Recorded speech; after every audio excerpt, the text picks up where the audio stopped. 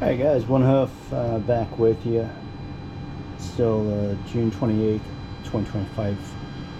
I just wanted to do a quick test because this is extremely important.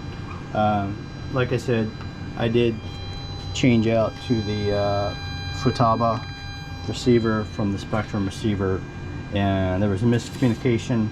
The gentleman at the hobby shop I bought my first Carbon Z from told me it was plug and play, and that I could basically unplug all the everything from the original Spectrum receiver, just plug and play. So, you know, I went ahead and did that. That was a huge mistake. The problem was the channel for aileron on Futaba is, you know, for your aileron is channel 1, and with Spectrum channel 1 is your throttle, and so with Futaba the throttle is channel 3. So I had those two channels transversed. So now the aileron control was working the throttle, and here's the problem. That's spring loaded. Your cyclic is spring loaded, and so instead of it being all the way down, the throttle is at halfway. Now I have this plugged in. This is hot, but this time around I'm smart enough not to put the propeller on. So I'm going to put this at half stick just to illustrate. So that plane was screaming like that. I'm trying to figure it out, and it was doing no good. Okay, I'm gonna turn it off. So, you know, the throttle was like working the ailerons, and so it took me a while to realize, messing with everything, trying to troubleshoot it.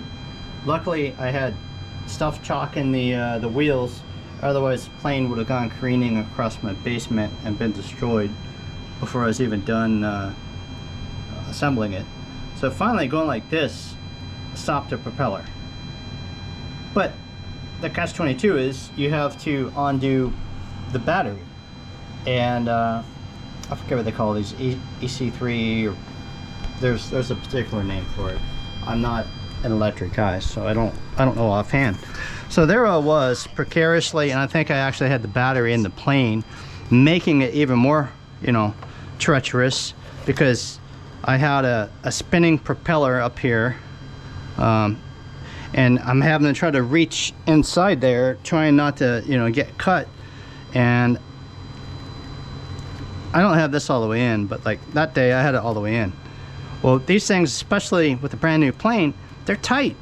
They're hard to get out. So I'm pulling and pulling, and you know, basically I'm trying to like do some crazy shenanigans. I don't know. I had it on the floor, so I might have took my foot, and I'm pushing with my foot, trying to stop the propeller from spinning, and trying to unplug this, you know, trying to keep from destroying my airplane, you know, before it, you know, could even make its maiden flight. So this is just like a safety tip. And basically, don't put your propeller on until you've checked everything over. And helicopters, we have throttle hold, and I'm going to try to research it to find out if you could do a throttle hold with an airplane. There is throttle cut, and I have throttle cut. With throttle cut on, it won't spool up. But the problem is, if you know, you don't have throttle cut on, you accidentally hit the throttle, now your blades are going to be spinning like crazy. So I've seen other guys' videos where they've shared that they've gotten seriously cut because they accidentally, they're working on a helicopter, or sorry, airplane in this case, and it's real easy, you know, reaching across the workbench, you know, you're trying to reach something and you inadvertently bump the throttle with your arm, or, you know, picking something up, you know, you're trying to grab grab something and you actually, boom, just the manual bumping that put it at almost half stick. So use extreme caution.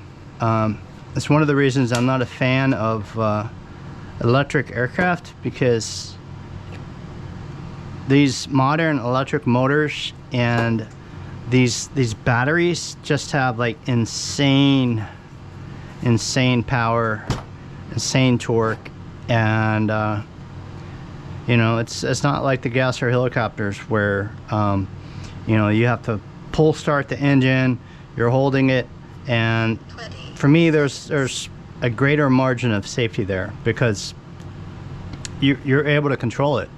And with a helicopter, you can start it in throttle hold. So everything you do with this hobby, you want to do it with safety at the forefront, making sure that everything you do is done with safety in mind. And you can really tell now that this is like off to the side, and I guess they do it with real airplanes too, but because of P factor, which is, you know, the airplane terminology for torque from the engine, I guess by having the main shaft kind of cocked at a little bit of an angle helps offset that. Kind of like with helicopters, they'll have the rotor mast angled in one direction to counteract thrust from the tail rotor, because with the helicopter facing this way, the blade spinning this way, the torque makes it want to spin that way, so tail rotor is blowing that direction, so the helicopter wants to go this direction. So they will offset the rotor mast slightly at a slight angle to kind of help with that, and then the rest of the time the pilot's kind of having a little bit of cyclic in there. So that's why American helicopters hover left skid low, because the pilot's always having to have a little cyclic input to keep the helicopter from drifting due to translating tendency. But my other airplane, which was my first one, I thought this was like a mistake. I thought this was a defect, and I was trying to put like washers on there, trying to get this mounted so that it was straight. You know, I thought E-Flite had screwed up, but it is, my understanding is, it is purposely designed this way to help counter P factor, to help counter the torque. And that's it for this video. It's just a freebie here on safety, you know, letting you hear the engine kind of spool up there. And next video, I'm going to be putting the